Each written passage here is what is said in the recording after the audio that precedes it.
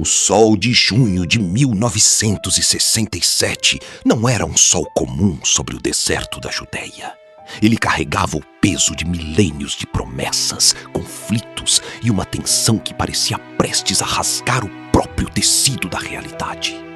Imagine-se em um cenário onde um pequeno país, com menos de 2 décadas de existência moderna, encontra-se cercado por 5 exércitos colossais. As rádios do Cairo, Amã e Damasco não falavam de política, mas de aniquilação. O mundo observava, prendendo a respiração, acreditando que veriam segundo o Holocausto em menos de 30 anos. Mas o que aconteceu naqueles 6 dias desafiou cada manual de estratégia militar já escrito. Mais do que tanques e aviões, os relatos que emergiram das trincheiras falavam de algo que a lógica não podia explicar. Hoje, vamos mergulhar na narrativa mais fascinante da Guerra dos 6 Dias. O cerco de Jerusalém e os relatos sobre as misteriosas figuras de branco que, segundo testemunhas dos 2 lados, alteraram o destino de uma nação. Para entender o milagre, precisamos entender o desespero. Israel estava em uma desvantagem numérica e geográfica esmagadora. Jerusalém, a cidade que é o coração do mundo, estava dividida. A cidade velha, onde repousam o Muro das Lamentações e o Monte do Templo, estava sob controle jordaniano, protegida pela Legião Árabe, uma das forças militares mais bem treinadas e resilientes da região. Os paraquedistas israelenses, muitos deles jovens que nunca haviam visto a Cidade Santa, receberam a ordem que parecia uma sentença de sacrifício: retomar Jerusalém, mas com uma restrição quase impossível: não usar artilharia pesada ou bombardeios aéreos dentro das muralhas para preservar os locais sagrados. Era uma luta de homem contra homem, beco por beco, contra um inimigo entrincheirado em posições superiores. Enquanto o mundo calculava as perdas humanas, dentro de Israel, um espírito de oração e uma fé ancestral começaram a borbulhar. As sinagogas estavam cheias e até os mais seculares sentiam que o destino do povo judeu estava sendo pesado em uma balança invisível. A noite de 6 de junho foi o palco de uma das batalhas mais sangrentas da história moderna, a Colina de Munição, Ammunition Hill. Ali, o silêncio da noite foi estraçalhado pelo ruído de baionetas e granadas. Os jordanianos haviam construído um labirinto de bunkers e trincheiras de concreto que pareciam impenetráveis.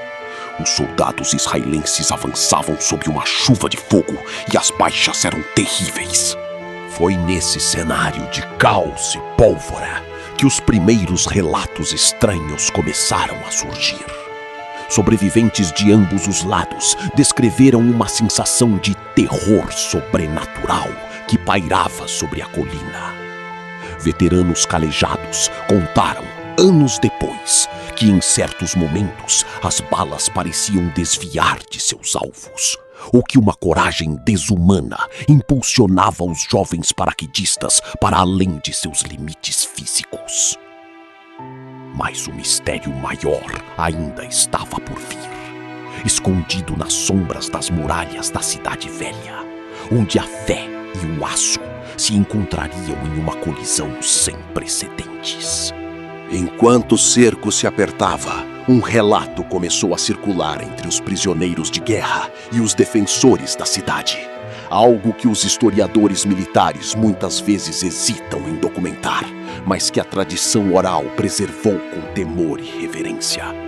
Durante um dos ataques a uma posição estratégica jordaniana, um comandante de uma unidade de infantaria relatou algo inexplicável.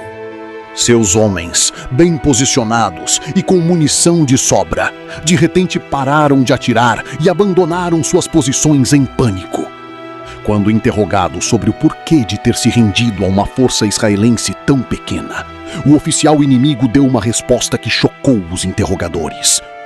"Nós não nos rendemos a eles", disse ele.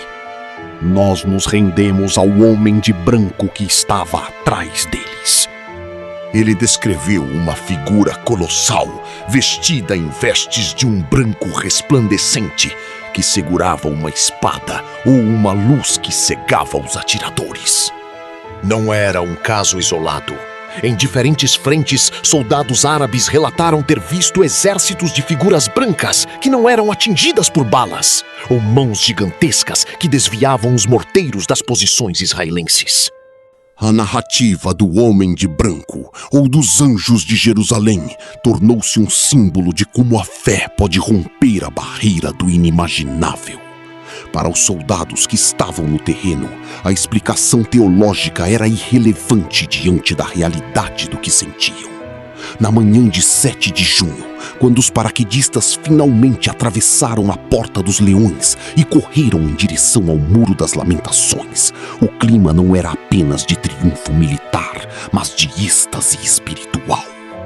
A história do Homem de Branco e os eventos de 1967 permanecem como um lembrete poderoso de que, em momentos onde a humanidade está no limite de sua capacidade, o extraordinário pode acontecer.